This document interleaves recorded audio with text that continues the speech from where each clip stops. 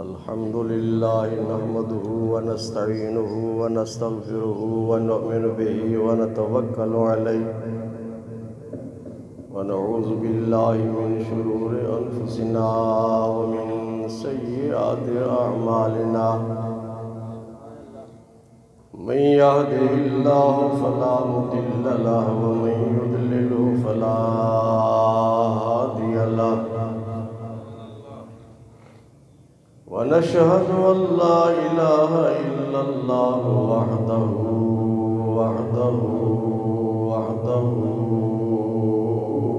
لا شريك له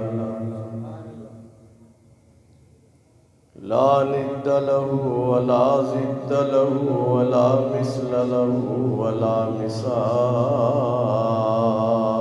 له سرمدي أزلي أبدي دهري ديمومي لا أول له ولا آخر له ونشهد أن سيدنا وسندنا وحبيبنا وطبيبنا ومأوانا وملجأنا در الله المخزون سر الله المكنون نور الأفئدة والعيون سرور القلب المحزون عالم ما كان وما يكون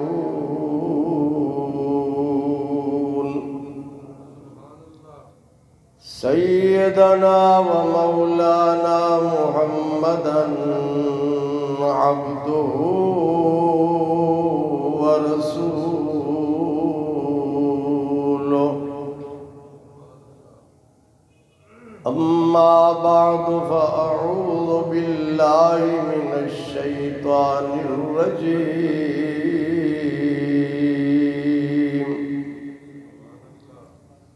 بسم الله الرحمن الرحيم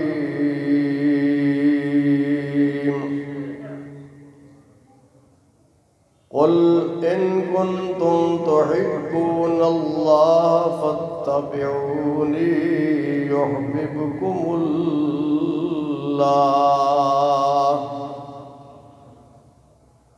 ويغفر لكم ذنوبكم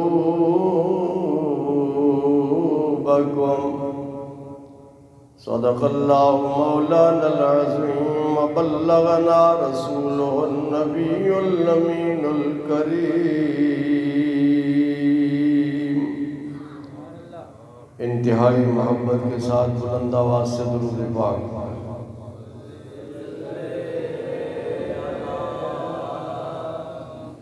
صلی علی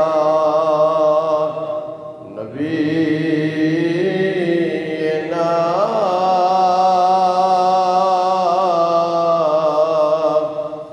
صلی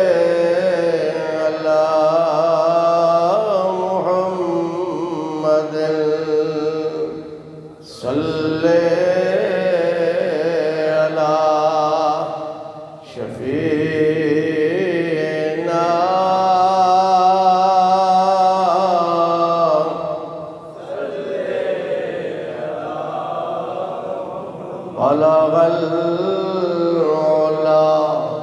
بكماله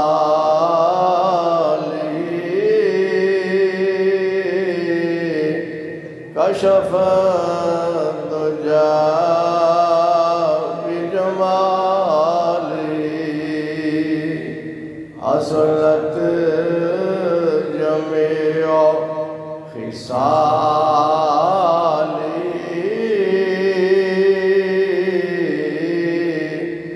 صلوا عليه وآله صلى على نبينا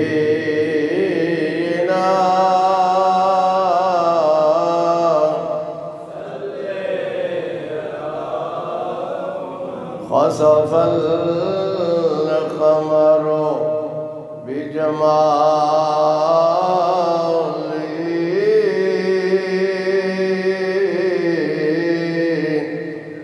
نطق الحجر بجلاله عجز البشر بكماله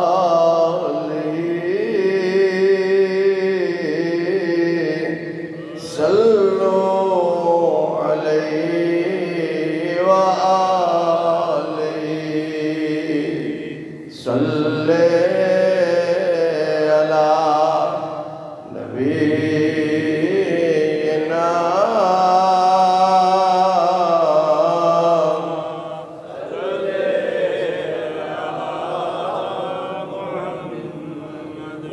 وکمال حسن حضور ہے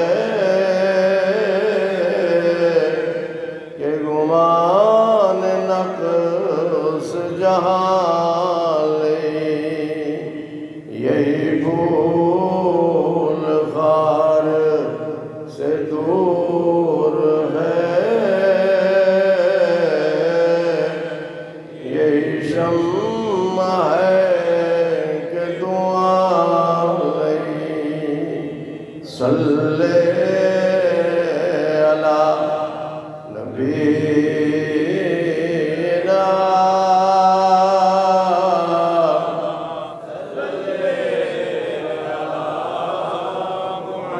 کروں مد اہل تو الرضا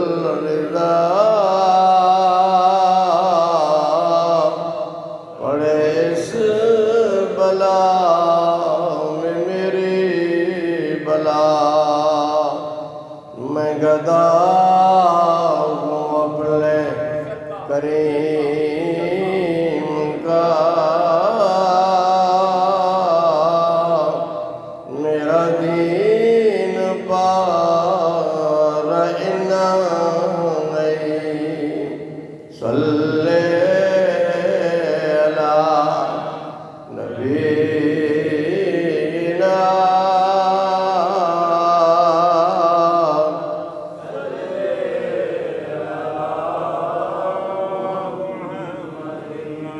صلی علی شفیعنا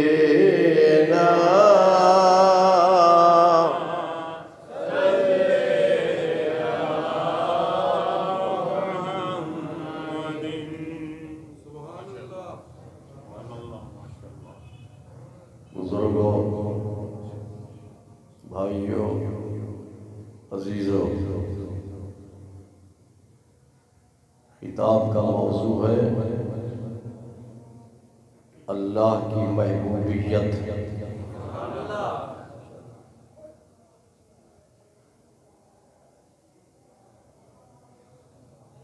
ہر شخص کی خواہش ہوتی ہے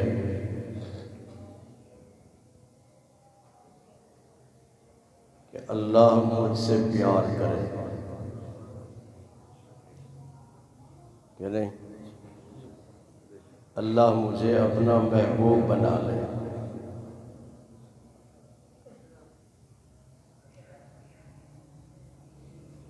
قرآن مجید میں اللہ تعالیٰ نے اس کا نسخہ بیان کیا ہے۔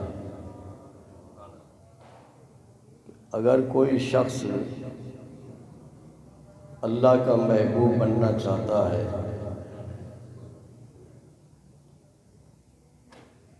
تو اس کا طریقہ کیا ہے؟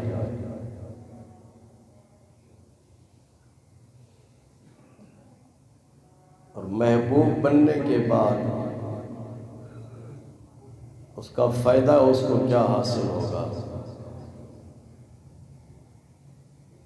وہ فائدے کو حضور صلی اللہ علیہ وسلم نے بیان فرمایا۔ محبوب بننے کے لیے اللہ نے بتایا، اور محبوبیت کا جو فائدہ ہے وہ اللہ کے رسول نے بتایا۔ اللہ تعالیٰ ارشاد فرماتا ہے قل، پیارے محبوب اپنی زبان سے فرما دیں، کیونکہ آپ سچے ہیں۔ کافر بھی گواہی دیتے تھے، مشرک بھی گواہی دیتے تھے، منافق بھی گواہی دیتے تھے، اپنے بھی گواہی دیتے تھے، دشمن بھی گواہی دیتے تھے کہ آپ بچپن سے لے کر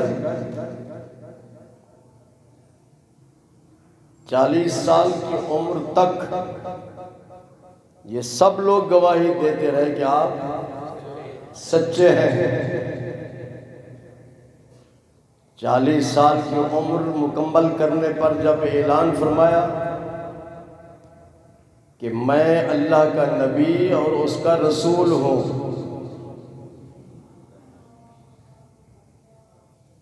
تو پھر ان لوگوں نے جو آپ کو سچا کہتے تھے پھر جھوٹا کہنا شروع کر دیا۔ 40 سال تک سچا کہتے رہے۔ اس سچے نبی کے لیے اللہ نے ارشاد فرمایا آپ اپنی سچی زبان سے فرما دیں ان کنتم تحبون اللہ، اگر تم اللہ سے محبت کرتے ہو، اللہ سے محبت کرتے ہو۔ یہ خطاب ہے یہودیوں سے۔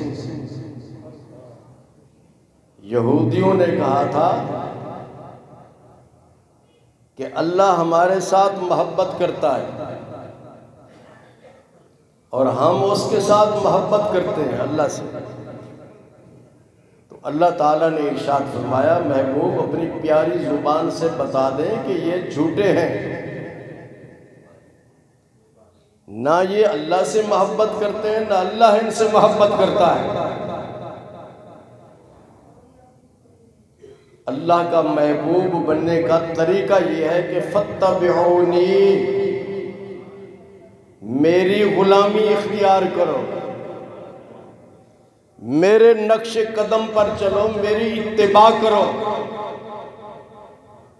جس نے حضور صلی اللہ علیہ وسلم کی اتباع کی، اتباع ایک ہے اتباع اور ایک ہے اطاعت۔ کیا بولیں؟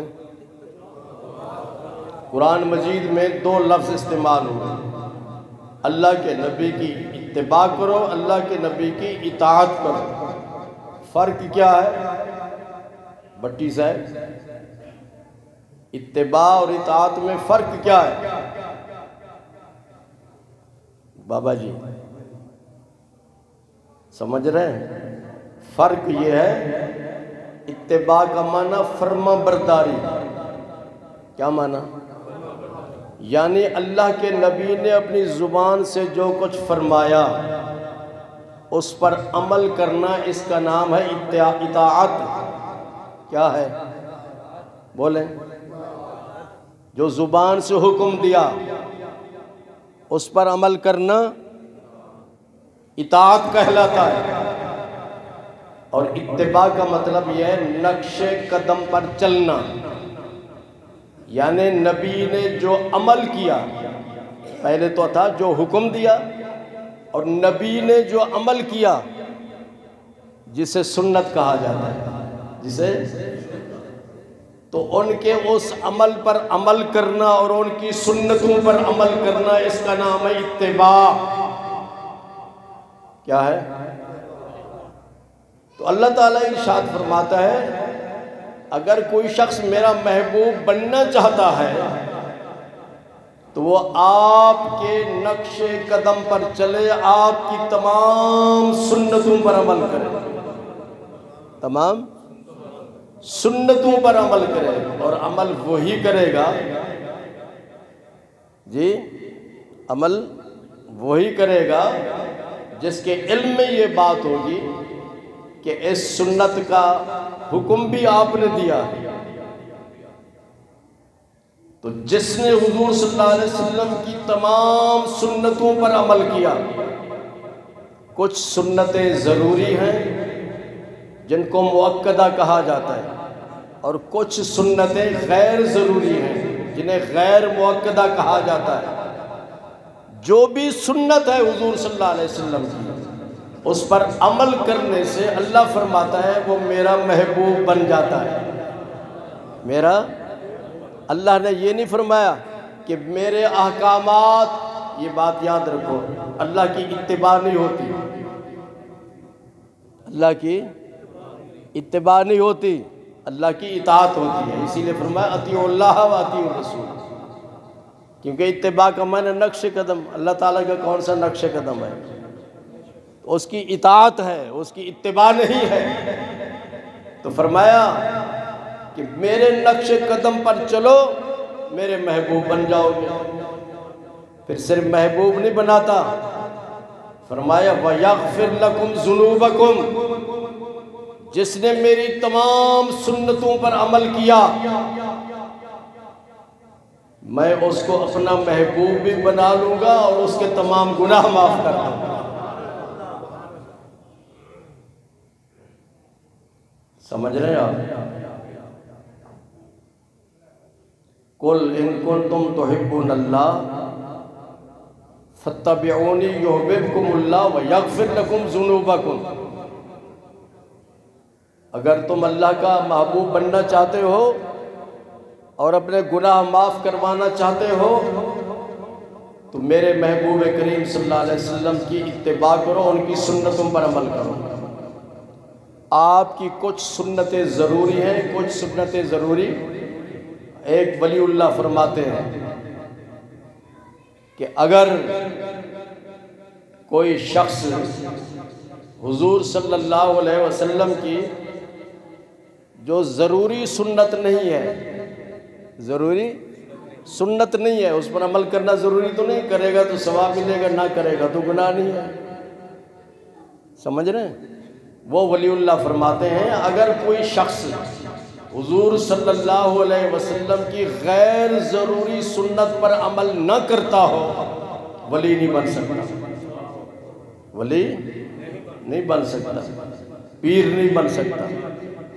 تو آج کل تو پیروں نے تو نمازیں ہضم کر لی ہیں، نمازیں ہضم کر کے بیٹھے، اور یہ داڑھی مبارک رکھوانا، پوری ایک مشت داڑھی رکھوانا، یہ سنت مؤکدہ ہے، سنت ضروری سنت ہے۔ جس طرح وطر ضروری ہے، اسی طرح ایک مشت داڑھی رکھوانا بھی کیا ہے؟ وطر چھوڑ سکتے ہیں تو پھر پوری داڑھی کیوں نہیں رکھتے؟ چھوٹی چھوٹی داڑھی رکھ لیتے ہیں، بس کہتے ہیں جی بس داڑھی رکھ لی ہم نے، اور اس کی برکت سے، داڑھی مبارک کی برکت سے اللہ تعالیٰ مسئلے مسائل حل کر دیتا ہے، پریشانیاں دور ہو جاتی ہیں۔ اب پوری دنیا کے مسلمانوں کی حالت دیکھ لیں، قرآن کہتا ہے یا ایھا الذین آمنوا ادخلوا فی السلم کافہ، مسلمانوں، مومنوں، اسلام میں پورے پورے داخل ہو جاؤ، پورے پورے۔ یہ نہیں ہے کہ بس نماز پڑھ لیجیے بس کافی ہے، جی روزہ رکھ لیا کافی ہے، حج فرض ہو گیا تو حج کر لیا کافی ہے، زکوٰۃ دے دی بس کافی ہے، نہیں، اسلام میں پورے پورے داخل ہو جاؤ۔ میرے نبی نے جو حکم دیا اس پہ بھی عمل کرو، اور جس چیز سے منع کر دیا اس سے بھی رک جاؤ، اور ان کے نقش قدم پر چلو، ان کی تمام سنتوں پر عمل کرو، تو اللہ فرماتا ہے میں اس کو محبوب بنا لیتا ہوں اور اس کے گناہوں کو بھی معاف کر دیتا ہوں۔ گناہ بخشوانا چاہتے ہو یعنی جی کہ گناہوں میں رہنا چاہتے ہیں؟ ہر شخص کی خواہش ہے اللہ ہمارے گناہوں کو معاف کر دے۔ تو پوری دنیا کے مسلمانوں کو کہیں بھی، عرب میں رہتے ہوں یا عجم میں رہتے ہوں، جہاں بھی رہتے ہیں دیکھ لیں، حضور صلی اللہ علیہ وسلم کی سنتوں پہ عمل ہو رہا ہے۔ پوری دنیا کے جو مسلمان ہیں وہ اسلامی تعلیمات پر مکمل طور پر عمل نہیں کر رہے، نام کے مسلمان ہیں، اور صحابہ نام کے مسلمان نہیں تھے، عمل کے مسلمان تھے۔ جو بھی اللہ کے رسول نے حکم دیا اور جو کچھ اللہ کے رسول نے کیا اس پر عمل کرتے تھے۔ نتیجہ کیا نکلتا تھا سعید صاحب؟ کہ جس جنگ میں قدم رکھتے تھے آسمان سے فرشتے ان کی مدد کے لیے آتے تھے، کیونکہ وہ مکمل مسلمان تھے۔ آج مکمل مسلمان بن جاؤ، نہ کشمیر میں کوئی شخص آنکھ اٹھا کر دیکھ سکتا ہے، نہ فلسطین میں۔ اب جو حالت فلسطین کی آپ دیکھ لیں، وہ الو کا چرخہ جو ہے وہ بمباری کر رہے ہیں، بچوں کو مار رہے ہیں، بوڑھوں کو مار رہے ہیں، مریضوں کو مار رہے ہیں، پناہ گزین کیمپ پہ حملے کر رہے ہیں، ہسپتالوں پہ بمباری کر رہے ہیں، کوئی روکنے والا نہیں ہے ان کو۔ وہ کیوں روکے؟ وہ ان کے ساتھی ہیں۔ الکفر ملت الواحدہ، سارے کافر ایک ہی ہیں، اور ہم چونکہ نام کے مسلمان ہیں اس لیے ہم کوئی ایکشن نہیں لے سکتے۔ اگر صحابہ جیسے ہم مسلمان بن جاتے تو دنیا کی کوئی طاقت ان کو شکست نہیں دے سکتی۔ یہی صلاح الدین ایوبی تھا، حضرت عمر فاروق کا زمانہ تھا، بیت المقدس کو آزاد کروایا۔ اللہ فرماتا ہے اگر تم میرے محبوب بننا چاہتے ہو تو میرے محبوب کی سنتوں پر عمل کرو، میں تمہیں اپنا محبوب بھی بنا لوں گا اور تمہارے گناہوں کو بھی معاف کر دوں گا۔ حضور صلی اللہ علیہ وسلم، یہ تو امتی کی بات ہے نا، کہ امتی اگر آپ کے نقش قدم پر چلے تو وہ اللہ کا محبوب بن جاتا ہے۔ اور حضور صلی اللہ علیہ وسلم کی کیا شان ہے، وہ تو ساری کائنات میں سب سے زیادہ اللہ کے محبوب ہیں۔ صحابہ اس طرح بیٹھے ہوئے تھے مسجد نبوی میں، وہ آپس میں کہہ رہے تھے کہ حضرت آدم بڑی شان والے تھے، وہ صفی اللہ تھے، اللہ کے منتخب اور اللہ کے پسندیدہ تھے۔ حضرت موسیٰ کلیم اللہ تھے، اللہ سے باتیں کرتے تھے۔ حضرت عیسیٰ روح اللہ تھے، اور اسی طرح حضرت ابراہیم خلیل اللہ تھے۔ یہ تعریفیں کر رہے تھے صحابہ مجمع میں، کس کی؟ نبیوں کی تعریفیں کر رہے تھے۔ حضور صلی اللہ علیہ وسلم سنتے ہوئے تشریف لائے، آپ نے ارشاد فرمایا تم جو کچھ بھی کہہ رہے ہو میں مانتا ہوں، میں مانتا ہوں، تمہیں معلوم ہونا چاہیے کہ میں کون ہوں۔ فرمایا انا حبیب اللہ، میں اللہ کا محبوب ہوں۔ ان کے قدموں کے طفیل تم محبوب بن سکتے ہو تو وہ ان کی شان کیا ہو۔ اور پھر یہ سمجھ آ گئی کہ وہ اللہ کے محبوب ہیں، اور جو محبوب اللہ کا بن جائے پھر اس کی شان کیا ہوتی ہے۔ اس کی شان حضور صلی اللہ علیہ وسلم نے بیان فرمائی اپنی مبارک زبان سے، اس کا مفہوم اللہ تعالیٰ کی طرف سے، الفاظ حضور صلی اللہ علیہ وسلم کے۔ حدیث یہ ہے، اللہ ارشاد فرماتا ہے کہ بندہ مومن نوافل ادا کر کے، کیا کچھ فرض ہوتے ہیں کچھ نفل ہوتے ہیں، فرضوں کے علاوہ جو ہوتا ہے اس کو نفل کہا جاتا ہے۔ وہ فرض نماز ہو یا زکوٰۃ ہو یا روزہ ہو یا حج ہو، اس کے علاوہ جو ہوگا وہ نفل ہوگا۔ فرمایا بندہ مومن نوافل ادا کر کے اللہ فرماتا ہے میرے قریب ہو جاتا ہے، میرے قریب ہو جاتا ہے۔ جب میرے قریب ہو جاتا ہے تو پھر اس کی اپنی طاقتیں ختم ہو جاتی ہیں، انسانی طاقت۔ میں نے بارہا یہ حدیث بیان کی ہے، دیکھ رہے ہیں آپ مجھے انسانی طاقت سے، بولتے ہیں آپ انسانی طاقت سے، پکڑتے ہیں انسانی طاقت سے، سنتے ہیں انسانی طاقت سے، چلتے ہیں انسانی طاقت سے۔ اللہ فرماتا ہے جب بندہ مومن نوافل ادا کر کے لال دین میرے قریب ہو جاتا ہے تو اللہ فرماتا ہے کہ اس کی تمام انسانی طاقتیں ختم ہو جاتی ہیں، اب اس کے اندر اللہ کی طاقت کار فرما ہوتی ہے۔ سمجھ لیا منظور صاحب؟ اب وہ دیکھتا ہے تو رب کی طاقت سے، سنتا ہے تو رب کی طاقت سے، چلتا ہے تو رب کی طاقت سے، بولتا ہے تو رب کی طاقت سے۔ مولانا وہ میں ترجمہ نہیں کرنا چاہتا، لوگوں کو سمجھ نہیں آئے گا، نہیں آئی سمجھ؟ آپ تو مولانا ہے نا، تو اس کا جو اس ترجمے کا جو رزلٹ ہے وہ بتا رہا ہوں۔ تو اس انسانی طاقتیں ختم ہو جاتی ہیں، اس میں اللہ کی طاقت آ جاتی ہے۔ پھر کیا نتیجہ نکلتا ہے؟ اللہ کے محبوب نے فرمایا انی ارا ما لا ترون واسمع ما لا تسمعون، میری نگاہ وہاں پہنچتی ہے جہاں تمہاری نگاہ نہیں پہنچتی، اور جس آواز کو میں سنتا ہوں تم نہیں سن سکتے۔ اس کی بھی بڑی تفصیل ہے۔ حضور صلی اللہ علیہ وسلم اللہ کے کیا ہیں؟ محبوب ہیں، اور جس نے آپ سے محبت کی وہ بھی اللہ کا محبوب بن جاتا ہے۔ حضور صلی اللہ علیہ وسلم احد پہاڑ پہ تشریف لے گئے، کس پہ؟ مدینہ منورہ میں۔ یہ پہاڑ کہاں ہے؟ اور ایک پہاڑ کا نام ہے جبل نور۔ کیا یہ کہاں ہے؟ بولو۔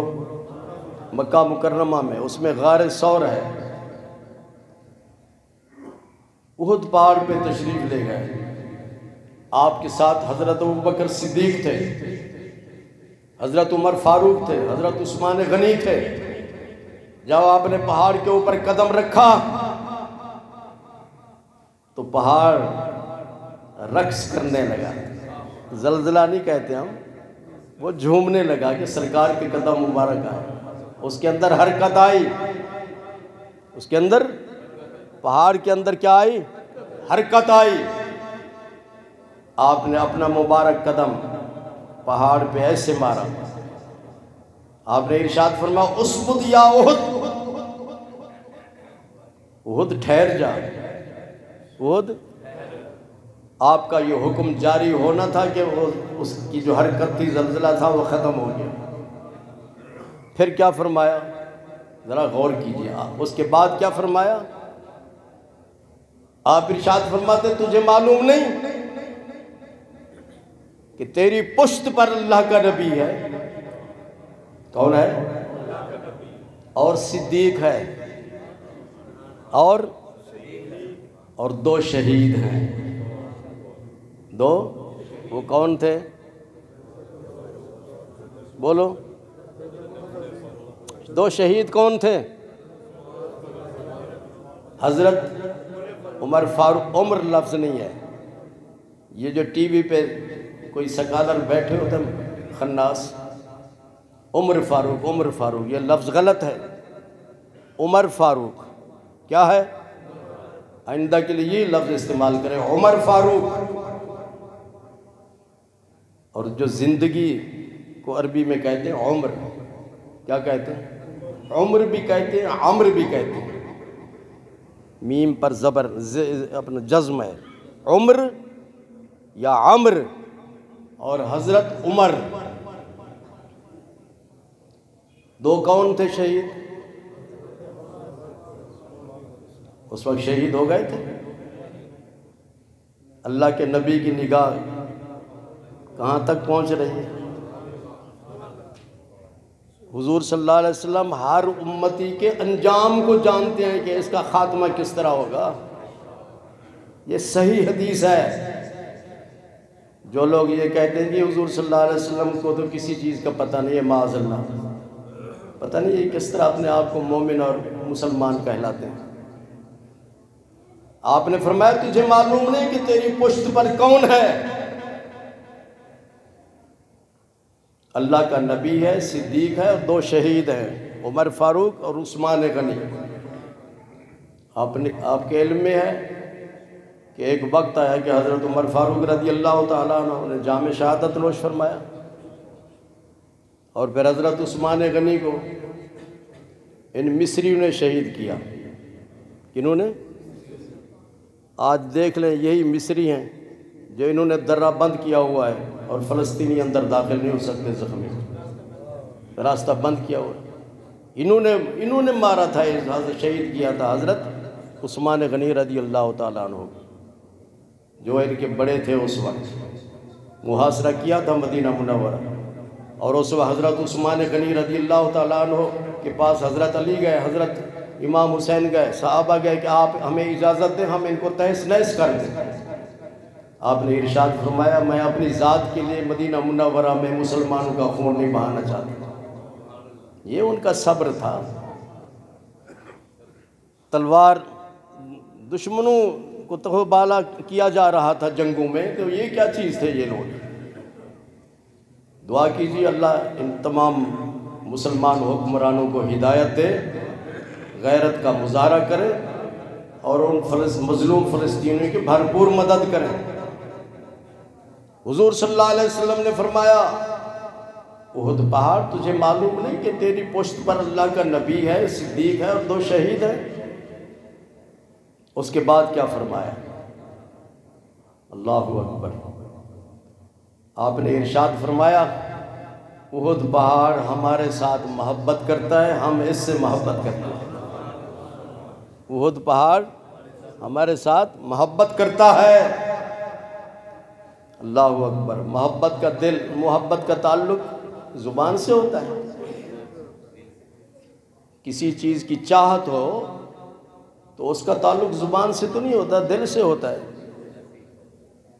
اور حضور صلی اللہ علیہ وسلم اس پہاڑ کی جو اندرونی کیفیت تھی اس کو بھی جانتے تھے کہ یہ ہمارے ساتھ پیار کرتا ہے۔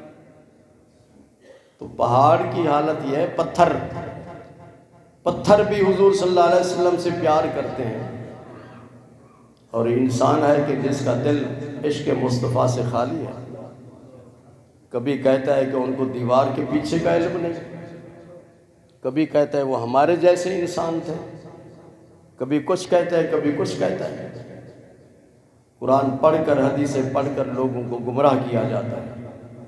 تقریر کا خلاصہ یہ ہے کہ اگر محبوب بننا چاہتے ہو، اللہ کے پیارے بننا چاہتے ہو اور اللہ تعالیٰ سے گناہ بخشوانا چاہتے ہو، تو اللہ فرماتا ہے میرے محبوب کی تمام سنتوں پر عمل کرو، اللہ کے محبوب بھی بن جاؤ گے اور اللہ تمہارے تمام گناہ بھی معاف کر دے گا۔